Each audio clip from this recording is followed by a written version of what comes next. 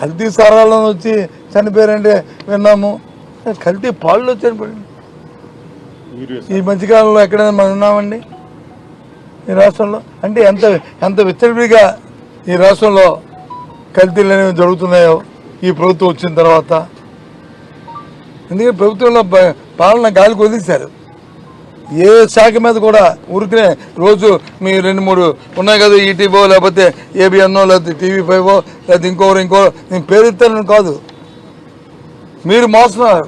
వాస్తవాలు పక్కన పెట్టి కాకపోతే ఏంటండి ఇది? ఎంత తప్పు అండి ఇది? వృద్ధులు చిన్నారులు చనిపోవడం అంటే ఇది ధర్మం అండి రాజమండ్రిలో? దీన్ని తీవ్రంగా మా ఆక్షేపం తెలియజేస్తున్నాం. ప్రభుత్వ వైఫల్యాన్ని, ఇదంతా కూడా ప్రభుత్వ వైఫల్యం. డైరెక్ట్గా చెప్పాలంటే ప్రభుత్వం నిర్లక్ష్యం వల్ల జరిగిన ప్రభుత్వ హత్యలు లేదు.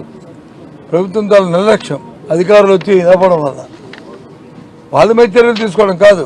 దీనికి సంబంధిత అధికారులు ఎవరు ఉన్నారో అందరి మీద కలిపి ఈ కల్తీ చేసిన వాళ్ళతో పాటు వాళ్ళ మీద కూడా చర్యలు తీసుకోవాలి. ఈ ప్రభుత్వం ఎక్కడైనా జరిగాయని చెప్పండి.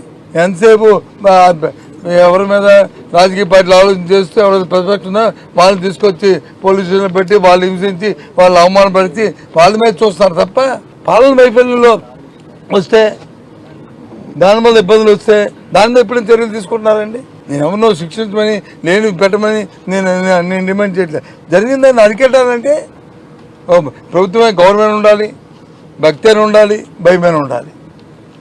ఈ ప్రభుత్వం ఏమీ లేదు, విచ్చలవిడితనం అయిపోయింది. చాలా దురదృష్టం, చాలా బాధాకరం. ఇలాంటి సంఘటనలు మళ్ళీ పునరావృతం కాకుండా ప్రభుత్వం చూసుకోవాలని కోరుతున్నాను.